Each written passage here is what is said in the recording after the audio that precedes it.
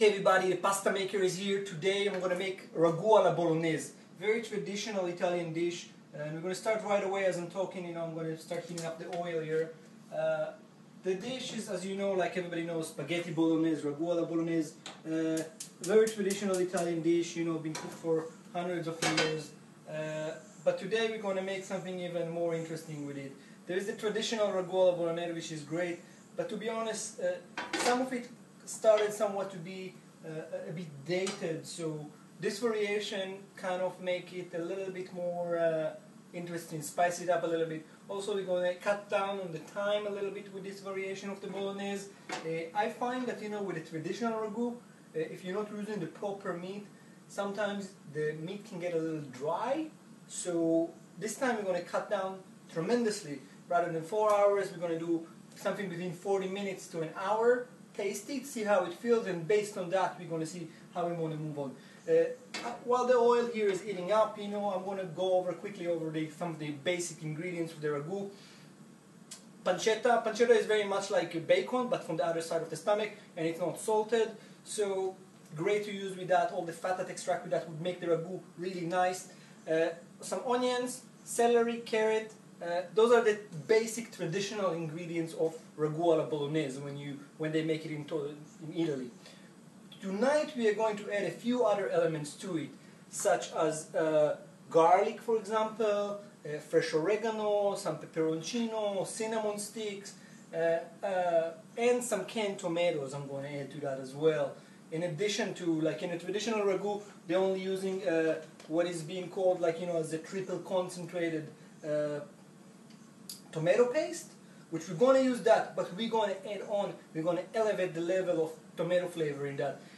Traditional ragu is very meat-centric dish in some ways, and I think that when you add more vegetables to that, you're actually making the dish a little bit more interesting and keeping it very, protein and meat-centric at the same time. So it doesn't take away from that, but still it adds a really, really interesting layer of flavor of that. So we're going to begin immediately with the pancetta is going in.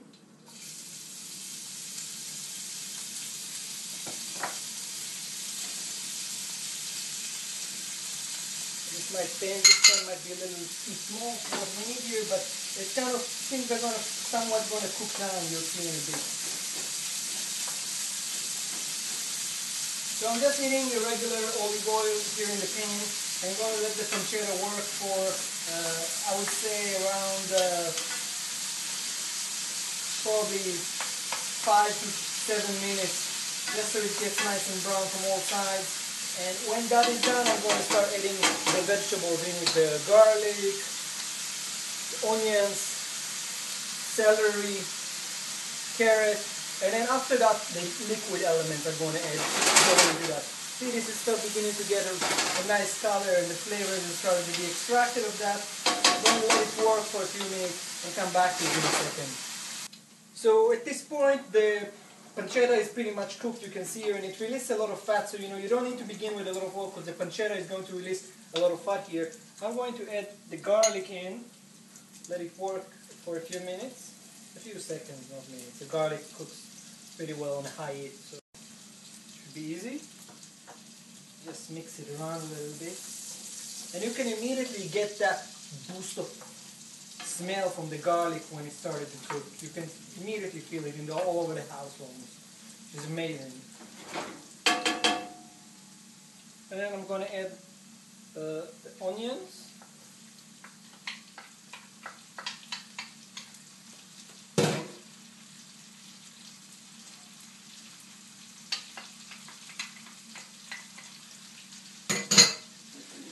It's not too many onions in relation to the meat that we are going to put in here. Though in this case I did double added to the amount, not double, but added to the amount of greens that we're going to use. I'm using more carrot, more celery in this recipe because I think it makes somewhat of a little bit more interesting ragu. You just work it out a little bit. Now the garlic and onion would need to cook here for another, I would say again, 5 to 8 minutes, so till the onion gets somewhat translucent, and get this nice flavor. This is what we'll be building here. This step that we are having here right now is called building flavor. So each one of the ingredients gets to its maximum flavor, and then we add on top of that. So that's right now what we're doing with the onion and the garlic here, added to the pancetta. And of course it's going to cook down and down and down as we add more layers to the ragu. That's the beauty of a real ragu alla bolognese. So I'm going to let it work for another 5 minutes here, and we'll take it from there. So at this point we are going to add the carrot and the celery into the mix here. And you see the garlic, the garlic and the onion. The garlic you can barely see right now, but the onion you can see really get this nice translucent layer here. Again, I cannot emphasize this more. Don't skip this phase, you know. Let the onion cook to the point that it needs. If it needs another 2 or 3 minutes, take the 2 or 3 minutes. This is a crucial step in building flavor. So you're going to put all of the carrot here. And you see I have a little bit more carrot than what the recipe requires, because I think that carrot really adds a nice layer of flavors to this dish. And an equal amount of celery. Now you can cut the celery a little thinner than what I did, but I find it that it actually cooks really nicely on the pasta when it cuts just in rings like that. So, and it of course it depends on the pasta you're making. I'm planning to make probably a fettuccine with this, so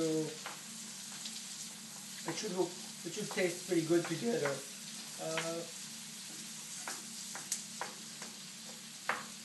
But this is really like, you see how things beginning to integrate here, and it's really nice. Here they can take a look. Now again, once we added the celery and the carrot here, we're going to let this cook for another 10 minutes, 12 minutes to have another layer of flavor built on top of this. So that's the idea behind that. And then we're going to go back to the traditional ragu methods of, like, you know, adding other ingredients, and instead of doing the slow cooking, we are going to do the express bolognese here tonight. So I'm going to let it work for a few more minutes here. Another really nice thing about this dish is that you can make it in advance, and a good ragu can keep up to a month. You can freeze it, and whenever you're making pasta, you simply take it out and heat it up, and that's all you need to do. It doesn't lose the flavor, and it's really, really great to make in advance. I often make it for the whole week, and it keeps great, you know, even in the refrigerator, or if you freeze it, if you make it for longer. Really, really great dish, you know, to do for, like, you know, if you have company, if people are coming over. Fantastic dish. Kids loves it too. So we're going to let it cook for a bit here. And you see it already beginning to build up here. So at this point you can see that the celery and the carrot are pretty much kind of like cooked down, and they very much reduced both in volume and increased in flavor. This is again what we call maximizing flavor. So at this point I'm going to add the ground beef. Now I'm using a combination of 3 different meats here, which is veal, lamb and pork. I find it to work the best for ragu alla bolognese. It's also pretty much a tradition to use a mix of beefs. So I'm just going to kind of shred it into the mix here, and I'm going to work on it a little bit with a wooden spoon once it's in, so it's not one chunk. And, you know, again, same thing as with the rest of the ingredients. We're going to cook it down for a few minutes, let it observe all the other flavors around, and then we're going to add more of the ingredients on top of that. See, it looks almost like a meat pie. I'm going to give a quick rinse for my hands here.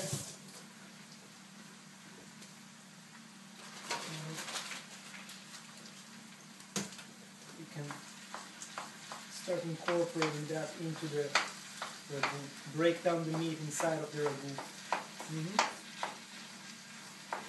You see, right now we have this kind of layer of almost a burger on top of it, so it's important that the ground meat would really be grounded inside of the ragu as we cook it. And we're going to let it cook for a few minutes here with that, so the meat gets slightly colorized, like, you know, just get a nice color. So make sure the meat gets into the bottom of the pan as well with the rest of the ingredient here.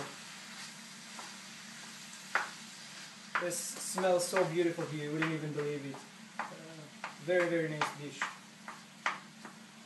very special. This dish has been cooked in my family for many generations, and I'm very happy that I have a chance to show you guys these variations, which is my own variations on the dish. If my grandmother would have seen the way that I make it, she would probably wouldn't eat this dish because it's not the traditional way. But again, you know, I think that, you know, certain ingredients and certain things that were right 100 years ago are not necessarily the way they are now. So I'm going to post the recipe on this page, you know, so the original recipe, the traditional recipe, if somebody wants to try it. But I recommend doing the variation. I think the variation has, to be honest, more character than the traditional Ragu alla Bolognese that they cooked in Italy for hundreds of years. And even if you go to Italy, you'll see that there are many variations on this dish. It's not that things are set in stone. Things are changing, and ingredients are really, the flavors are really coming together, and that's the most important things. You can't become dated when it comes to a Bolognese. You have to earn it, and you have to really own the flavors and really understand them. This is coming together very nicely here, and the meat is incorporated with all the rest of the ingredients very nicely. You see, we began with a kind of like a layer of meat on the whole thing. It was almost like as if we had a burger Bolognese or something like that. But now we broke it down, and you can see that how the colors are beginning to work. I'm not going to overcolor it because this still has quite a lot of cooking to be doing, and I don't want the meat to get dry. That's my main priority, and that's something that often happens when people make Ragu alla Bolognese, and I'm very sensitive to that, and I don't like that. I think that it really takes away from the flavor of the ragu when that happens. So I'm going to jump in and add all the liquids almost right away. So I'm going to add like around 60 grams of triple concentrated tomato sauce here. Tomato paste, I should say. That's pretty much it. Beautiful. So that's one. To that, I'm going to mix it a little bit. Going to add around 1 glass of red wine. You can use white wine as well. Either one would work. And again, we're going to mix it a little bit more so everything observes all the flavors.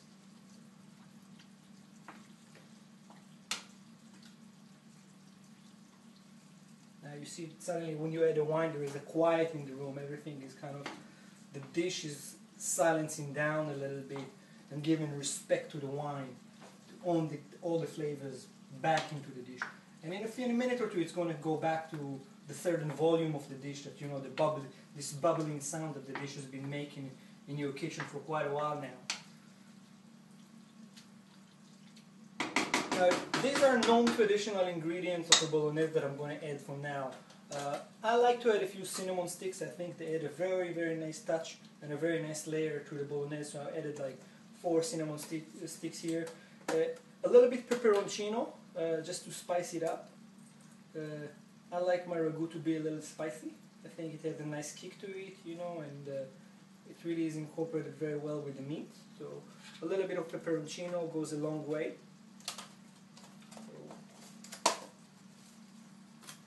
That's nice. And I'm going to add some crushed tomatoes to this as well. You see I'm using canned tomatoes here. You can use fresh tomatoes if you have nice tomatoes. I live in New York, and here in the Northeast, over the winter we don't really get very nice tomatoes, so I recommend using canned tomatoes. They would do very nice work with this dish, so don't be scared of them. I'm pretty much going to put the whole can here inside. Now at this point you're probably wondering if, you know, how am I going to add the pasta to this pan here? It's already pretty crowded what we have here. So what am I going to do, as I mentioned before, I'm going to actually when this thing is done, when the ragu is done, I'm actually going to take half of this recipe, put it away in containers, and eat it later on the week. And only the rest of it I'm going to add to only half of it I'm going to add to the pasta that I'm going to make here tonight when my guests are going to come. So you can, again, you can really make this dish in advance, and it would not lose in flavor. So don't worry about that. This is pretty beautiful coming together. You can add pepper if you don't add pepperoncino to the dish. I'm going to add a little bit of salt here, not too much, because remember, you're going to cook the pasta with a lot of salt, so not too much, just a little bit of salt. I'm going to add a leaf or two of bay leaves to that as well. I think they add nice flavor to that as well, so why not?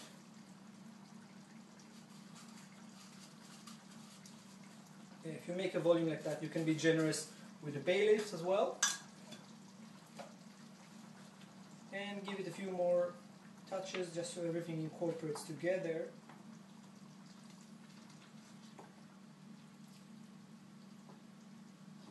Very nice. And you see the dish begins to bubble again. Already reached the right temperature. And now it's time to add the milk to this dish. I'm going to add a little bit of fresh oregano here to the dish as well, right before I'm adding the milk. I think this is a very nice addition to a traditional ragu, that they don't add oregano right into the mix. They only add it sometimes to garnish. But I find it to be really, really a pleasant flavor to add. It's almost like a pizza pasta. It makes it meaty pizza pasta with oregano. I love that stuff, and I think that it's actually a superior flavor to a traditional bolognese. So at this point I'm going to add the milk to it, slowly.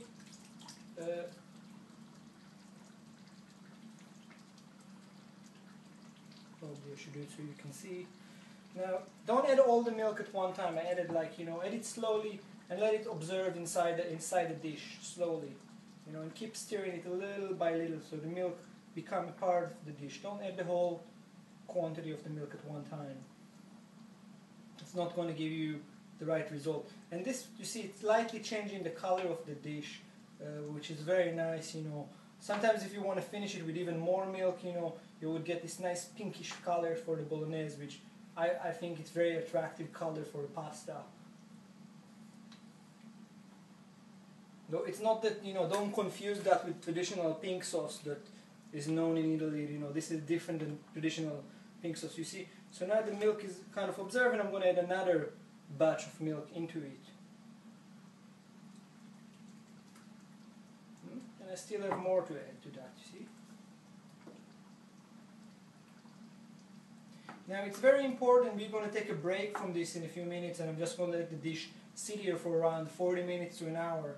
But it's very important to see that your dish don't get dehydrated, so you have enough liquids around to play around with the dish, that everything keeps working, that that some of the liquid will evaporate, but you want to make sure that the meat doesn't get dry, that nothing gets burned at the bottom of your dish. That wouldn't be nice, so keep working on it. Come over every 10 minutes, stir it a little bit, maybe taste it even. After 10-20 minutes you can start tasting the dish, see if it gets to the right level of flavor that you want, and and then you can simply stop. You don't have to overcook this dish. The way that that the traditional recipe is, this is supposed to sit now for 3 or 4 hours, which I find actually to, in most cases, to dry the meat that you're using. So be very, very mindful and very cautious of that. See, this is pretty much reached the limit of my pot. I don't think I can add any more liquids here. So this is a good place to be, pretty much, because there is nowhere to go from here, pretty much. This is only flavor building that's going to happen from here on.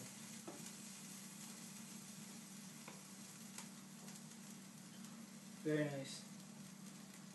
So I'm going to let this work for a little bit, and we'll get back to it in around 40-50 minutes to see where it's at. So at this point the bolognese is ready. Right now basically you can have a choice either to take part of it and freeze it, or make pasta and serve it for a guest. As you just heard, my guests are here, so I'm going to be on the way. But this is pretty much the dish. Tastes delicious. Very family-oriented dish, very traditional, a lot of different flavors incorporated together. This is really a magic, I'm telling you, when it goes with a real pasta. And you can serve it with a lot of different things, from gnocchi to fettuccine, the whole range. This is amazing. I recommend, red wine when you eat in a bolognese, but any wine would work. Depends on the type of pasta you're serving it and depends on the season. Again, amazing dish. Make it your way.